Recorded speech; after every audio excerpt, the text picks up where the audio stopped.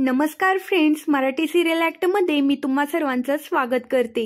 सुख म्हणजे नक्की काय असतं या मालिकेच्या आजच्या भागामध्ये आपण पाहणार आहोत। अनन्या आणि लक्ष्मी ह्या ब्रेकफास्ट करत असतात आणि त्या दोघींनी कॉम्पिटिशन लावलेली असते। त्यामध्ये अनन्याचं सगळ्यात फास्ट खाऊन झालेलं असतं। त्यावर रुही तिथे येते आणि म्हणते, मी किती वेळा तुम्हाला सांगितलं आहे अशी खाण्याची कॉम्पिटिशन लावायची नाही म्हणून। अनन्या त्यावर म्हणते, माझं खाऊन झालेलं आहे, मी जाऊ का टीव्ही बघायला? त्यावर रुही म्हणते, ओके जा। त्यावर रुही लक्ष्मींना विचारत असते, तुझं खाऊन झालं आहे का? त्यावर रुही म्हणत असते की हळू खा। त्यावर लक्ष्मी म्हणते, नाही मला अजून खायचं आहे। रुही म्हणत असते, दे इकडे प्लेट, मी अजून तुला देते। त्यावर लक्ष्मी म्हणते, तू माझी आई आत्ता असलीस तरी मला बाबांनी सांगितलं आहे स्वतःची स्वतः घ्यायचं आणि मी ते घेते। त्यावर इकडे जयदीप हा तिथे आलेला असतो आणि तो रुहीला म्हणत असतो, हे घे। त्यावर रुही म्हणते, काय आहे यामध्ये? त्यावेळेला जयदीप म्हणत असतो, हे मंगळसूत्र आहे, हे तुझ्यासाठी आणलेलं आहे। त्यावर रुही म्हणते, कधी आणलंस हे तू? त्यावर जयदीप म्हणतो, मुलींना शाळेतून घेऊन यायला गेलो होतो तेव्हाच आणलेलं आहे, बघ तुला आवडतंय का नाही ते। त्यावर रुही म्हणत असते, आपल्या लग्नाची तयारी आपल्यालाच करावी लागते, अजून शॉपिंग हे बाकी आहे। त्यावर जयदीप म्हणत असतो, कधी जायचं सांग, जाऊया का आत्ता? त्यावर रुही म्हणत असते, हो।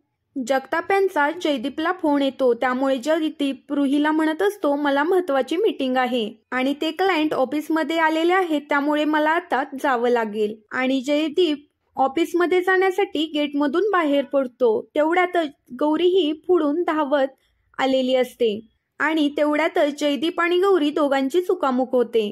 इकडे गौरी ही जयदीपच्या घराचा दरवाजा येऊन बेल देते। लक्ष्मी दरवाजा उघडते। समोर गौरीला बघून लगेचच लक्ष्मी म्हणत असते, मोरपिसवाल्या आंटी। गौरीला खूप बरं वाटत असतं, कारण 6 वर्षानंतर ती तिच्या मुलीला भेटलेली असते।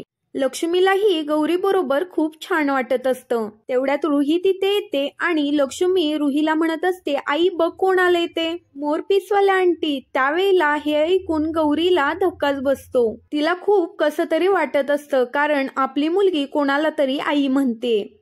मग लक्ष्मी बरोबर रुही बोलत असते आणि म्हणते, गौरी तू इकडे कशी काय आलीस? त्यावर गौरी म्हणत असते, नाही माझं काम होतं ना पुण्याला, त्यामुळे मी इकडे आलेली आहे आणि शाळेमध्ये गेली, तुमच्या इथला पत्ता मिळाला, त्यामुळे म्हणलं लक्ष्मीला जाता जाता भेटून जावं। आणि मग रुही गौरीला सांगू लागते की अगं आत्ता जयदीपचं आणि माझं लग्न ठरलेलं आहे आणि आम्ही लग्न करतोय, खरेदीही सुरू आहे। तर तिथे लक्ष्मीही बसलेली असते।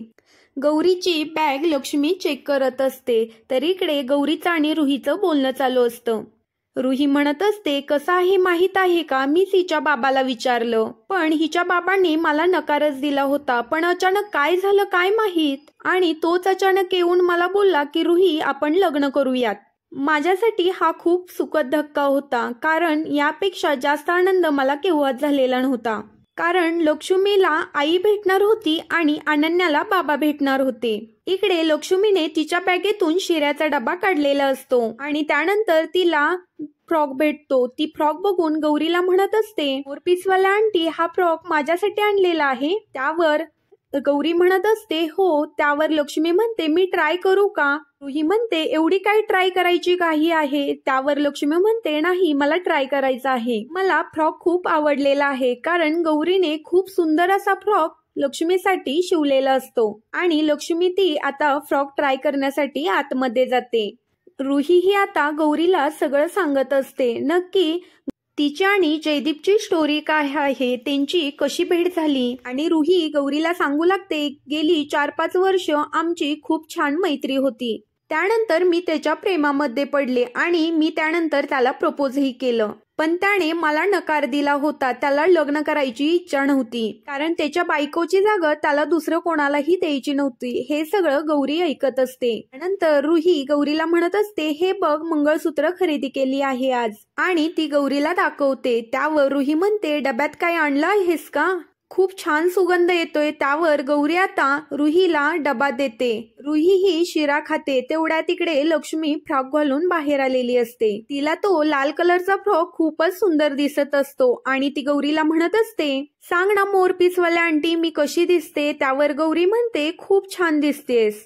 गौरी ही लक्ष्मीला मांडीवर घेत असते आणि तिला प्रेमाने जवळ घेऊन तिच्या डोक्यावरून हात फिरवत असते। त्यावर गौरी विचार करत असते, हे काय होऊन बसलं आहे, यासाठीच मला माई जाऊन देत नव्हत्या। इकडे जयदीप हा रुहीला फोन करतो आणि रुही फोन रिसीव्ह करते।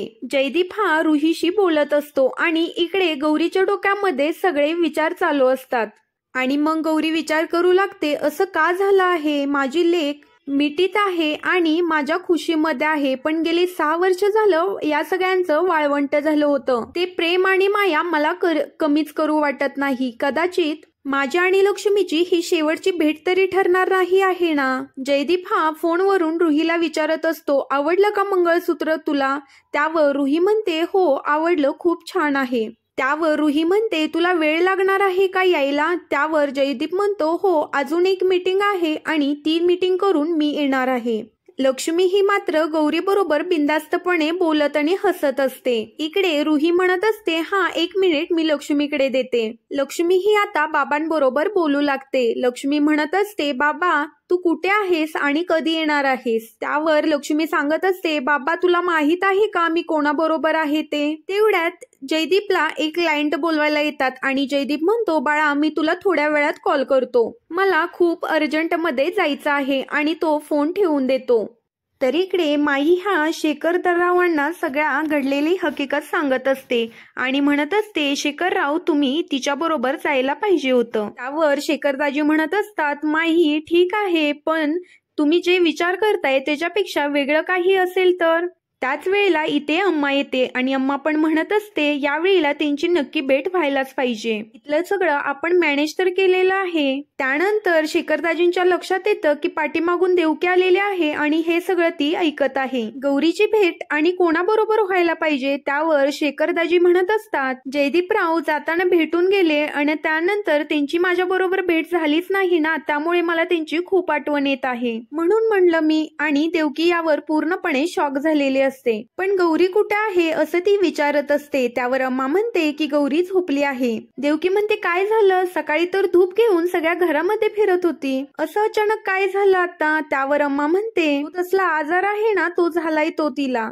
त्यावर शेखरदाजी म्हणत असतात, तो खोकला येतोय तिला, तो खोकला गेला की ताप येतो, ताप गेला की खोकला येतो, असं शेखरदाजी देवकीला सांगत असतात। त्यावर आता देवकी म्हणते, मला चहा होता। त्यावर आता माई म्हणतात की थांबा मी करते। त्यावर अम्मा म्हणतात, तुम्ही कशाला, मी करते। त्यावर शेखरदाजी म्हणत असतात, काय अम्मा काय चाललंय तुमचं? आता तुम्ही गौरीकडे जाऊन आला आहात ना, आणि मग तुम्ही चहा करून देणार त्यांना? त्यावर देवकी घाबरते आणि म्हणते, नको नको, माझी मी करून घेते। इकडे लक्ष्मी गौरीला विचारत असते, तू डब्यामध्ये काही आणलं आहेस का? मी म्हणते, हा, आणि ती ही शिरा खाऊ लागते। त्यावर रुही आतून म्हणते, अगं लक्ष्मी बाबालाही ठेव थोडा, सगळा संपू नकोस। त्यावर लक्ष्मी गौरीला म्हणत असते, मला तू भरव। आता गौरीला 6 वर्षाचं जे प्रेम आहे ते लक्ष्मीला द्यायचं असतं आणि तिच्याकडून आई अशी हाक ऐकायची असते। त्याच वेळेला रुही ही त्या दोघींमध्ये बोलत असते। लक्ष्मी जेव्हापासून रुहीला आई म्हणाले आहे तेव्हापासून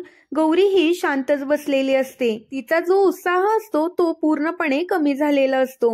इकडे गौरी ही लक्ष्मीला ज्या वेळेला खाऊ चारत असते त्यावेळेला तिला खूप छान वाटत असतं।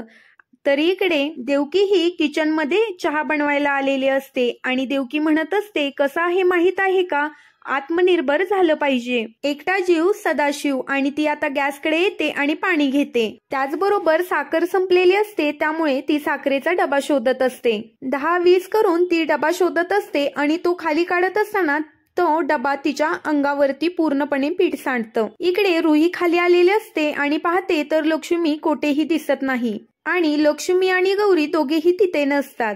अनन्या ही टीव्ही बघत असते आणि तिला उठवण्यासाठी रुही ही तिथे गेलेली असते। त्यानंतर रुही ही जयदीपला फोन करते आणि म्हणते, जयदीप लक्ष्मी ही आपली गायब झालेली आहे, मी बराच वेळ झालं तिला शोधत आहे। त्यावर जयदीप म्हणत असतो, नक्की कुठे गेली आहे ते मला सांग। त्यावर रुही म्हणत असते, हो 1 तासापूर्वी ती होती आणि अचानक कुठे गेली काय माहीत। आता पुढील भागामध्ये आपण पाहणार आहोत, जयदीप हा घरी आलेला असतो आणि जयदीप रुहीला म्हणतो, नक्की काय झालं आहे ते सांग मला जरा। त्यावर रुही सांगू लागते, ते कोल्हापूरची पीसवाले आंटी ही घरी आली होती आणि तिच्याबरोबरच लक्ष्मी होती. त्यावर जयदीप म्हणत असतो, कशी दिसत होती? त्यावर रुही म्हणते, साधारण हाईटला माझ्या एवढीच असेल.